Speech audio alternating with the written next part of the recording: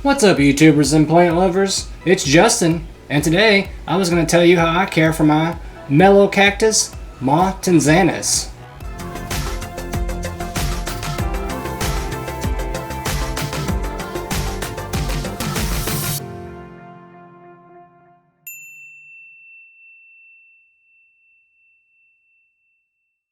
Now, you may have heard it called the Dwarf Turk's cap cactus, or the Turk's cap cactus, or even the melon cactus. But the one I'm talking about is this Melocactus, and the matanzanus is actually the dwarf variety of its larger big brother, the one that gets to be about 3 feet tall. But like I said, these guys don't get too tall. I think they get anywhere from about 3 to 4 inches tall to about 3 to 4 inches wide. But they are very kind of sought after because of their uniqueness with their cephalium, which is really unique. And all the cephalium is just an allotment of kind of like a wool and bristles that kind of come together, and the flowers will encircle it and come out, but it's mainly there for the protection of the plant and the pollinators that actually come in and try to pollinate the flowers. With all these little spikes that are very harsh, it bit me earlier and it really did hurt. Would tear up some wings of little birds or bats or anything else that may be trying to come in and trying to actually pollinate the plant. And of course, like I said, it is there for the protection of the plant as well, so you're not damaging any of this kind of skin or any of these cactus spines in there either, because the plant will bite back and so will the animal. Now, if anybody knows me, I am an extremely avid cacti collector. My main area of interest are bonsai trees, cacti, and orchids, and I love this one. I actually want its older or bigger brother, the actual Melocactus. But like I said, this is the dwarf one, and it is found in the Caribbeans, so that's not really where you would think whenever you hear cacti, unlike the islands. But this one is mainly from like northern Cuba, but it does have a little bit of harsh conditions, and this cactus here is very hard to actually take care of. There's a lot of points that you need to actually hit on the head to keep this cactus alive and thriving, or it will die. So it is not for the inexperienced cacti growers. You do actually need to have a little bit of luck and some intelligence and to actually know how to keep this cactus alive and thriving. So if you have one or you're planning on getting one, make sure you watch the entire video so you know how to actually keep yours thriving. Now, I should start off by saying this plant is actually critically endangered.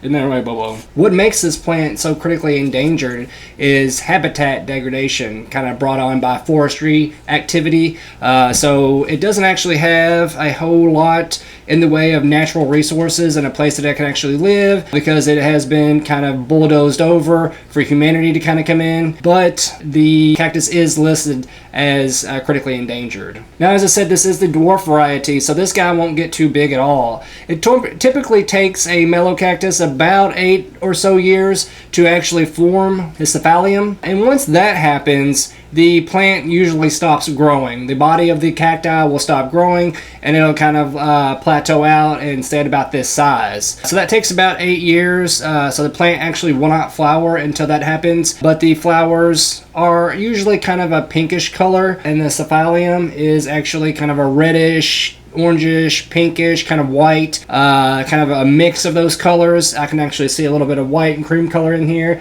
but the outer rings kind of look orange, but some can be red and some can be kind of a whitish. And then, like I said, the flowers will actually be kind of pink, and then it will actually produce fruit too. Now, going into the actual care of the plant, I want to talk about the light for this guy. Just like any other cactus, there's not much different here when you talk about light for a cacti. He does need anywhere from about 6 to 8 hours of direct sunlight a day. So especially in the wintertime, it may be a little bit harder to provide that. So with it being fall and the onset of winter coming and looming, I actually do have him in a window that gets relatively bright light. I think it's kind of a southeast exposure. And then later on through the day, I will go ahead and kind of supplement him more with some LED grow lights. And that's helped him out so far. If your cacti does not receive at least 6 hours of direct sunlight, it will not thrive and it will start to ideolate and fall apart. I don't want to say fall apart, but just not look like a cacti is supposed to and just not be healthy. So you make sure you want to actually set him in a very bright location. If you have a sunroom, a Florida room,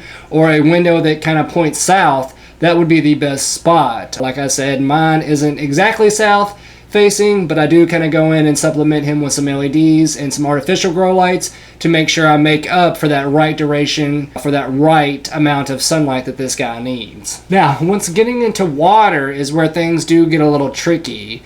Typically with cacti, you always want to let them dry out in between waterings, but not with this guy. If you allow him to dry out completely, you can actually do some damage to these roots and therefore the rest of the plant. This guy does have a really weak root system, and it doesn't take much to actually dry the roots out all the way and then kill the root and then consequently kill the plant as well. So you should never let the soil of the plant dry out completely, especially during the winter times. I always tell you to cut back on watering for your plants in the winter time just because they don't receive as much sunlight during the winter time, so they don't need as much water to go along and help with photosynthesis because of the shorter daytimes. But not with this guy. He needs to actually keep a relatively moist, maybe the consistency of a wrung out sponge mix of water in the soil because it will wreak havoc on the roots and then kill your plant. So especially in the wintertime and the summertime where it does get really hot, you do not want to actually cut back on the watering during the winter months, and then you want to actually maintain a healthy amount of water during the growing months as well. Now you should let it dry out some, but you just don't want it to dry out completely because of what I said prior. Another reason that these plants can not really take a beating but have a little bit of a problem is with temperature. The temperature control for these guys, they cannot tolerate cold weather and they cannot tolerate a frost at all.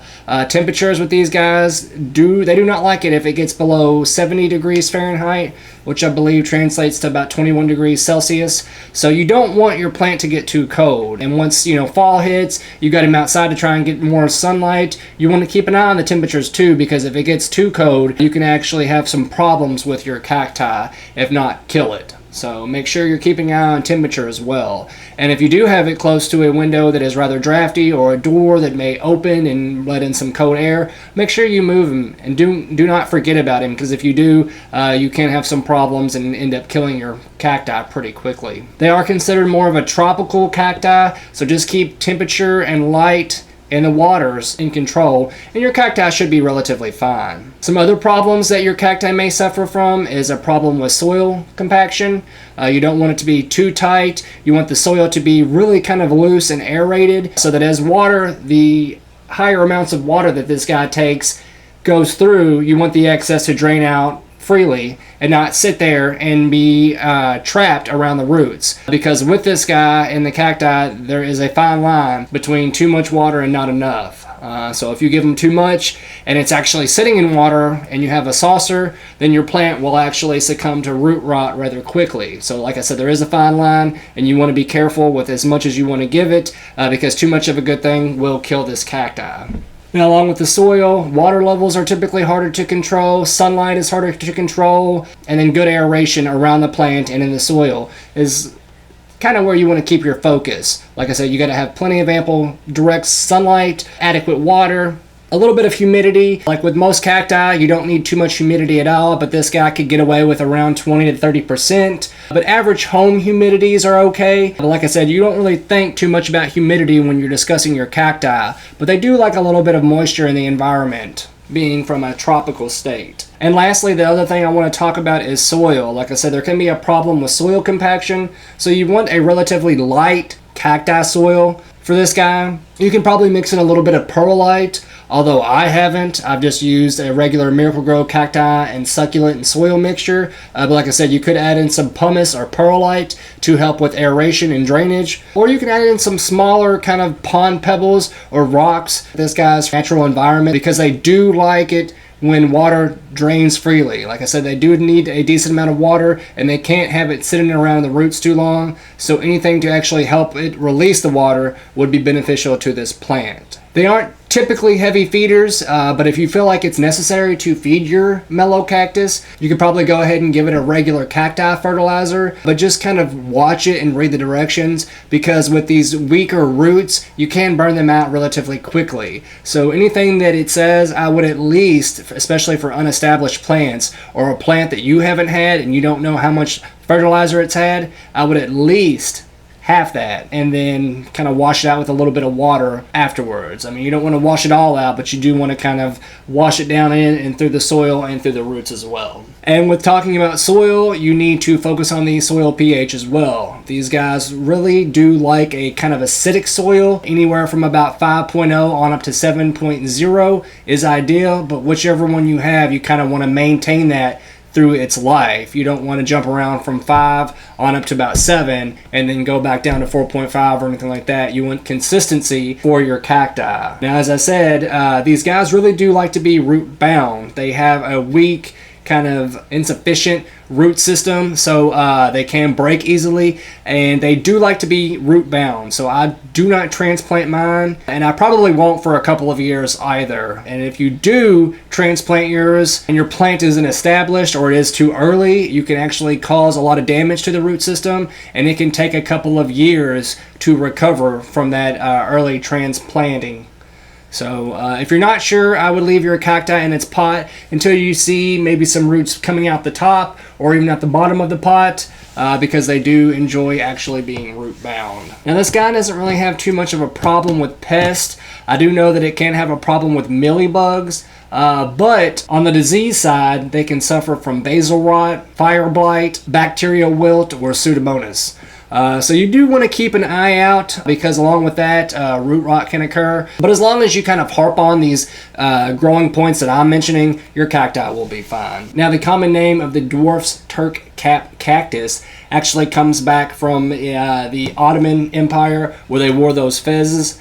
It looks similar to something like that. It is kind of tall, it is kind of a reddish color, but they do kind of resemble those fez. But that's where the common name comes in. And then the Melocactus, or the melon cactus, just kind of comes in from the size and color and the looks as well. Now, this plant is kind of globular or kind of round, and it does have anywhere from 8 to 9 ribs on it. And then the cacti spine actually has one central kind of bent down spine, and then 7 or 8 kind of aerial spines that come out and protrude from the ribs as well. Like I said, if you're not careful with these guys, they will bite back, and it does hurt. I got bitten earlier, and I thought it actually broke off a spine into my finger. But the good news is that this plant is non-toxic. You can get a sheath kind of stuck in your finger that will probably hurt and itch a little bit, but mine kind of hurt more than it itched or anything like that. And as I did say earlier, this is the dwarf variety, so this guy won't get too big. I think he gets anywhere from about 3 to 4 inches tall to about 3 to 4 inches wide. Well, guys, that's all I really wanted to say on this plant. Like I said, if you're a serious cacti collector, you should get one of these. They are beautiful cacti, and they're very unique. The top is just extraordinary, and it looks really good in a terracotta pot. Right now I do have them in this plastic pot. In a year or so I'll probably go ahead and transplant him, but I want to be careful because I know that the root mass is rather weak and I don't want to mess anything up, so I'm going to err on the side of caution and keep him where he's at to try and keep him happy and healthy. As I said earlier, when they do flower, the flowers typically come out around midsummer as well. And as always, I wanted to give a shout out to all my patrons. I want to give a special shout out to my top tier tree patron, Thuyen N. Thank you. And I also wanted to give another shout out to my other patrons like David. If you have any other plant questions or problems, the best way to get a hold of me would be on Patreon. And if you could donate, that does help me to keep the lights on and to keep these videos coming and to buy more plants to do better videos and update videos on. Well, guys, this has been Justin reminding you that if you can, go out and plant a tree. Let's reforest the world. While you're at it, don't forget to leave me a comment and let me know what one of your favorite cacti is. And don't forget to hit the subscribe button or the bell next to it. That way you'll know anytime that I've uploaded a new video. You guys take it easy, have a good one, and don't forget, always plant prudently. Thank you, YouTube.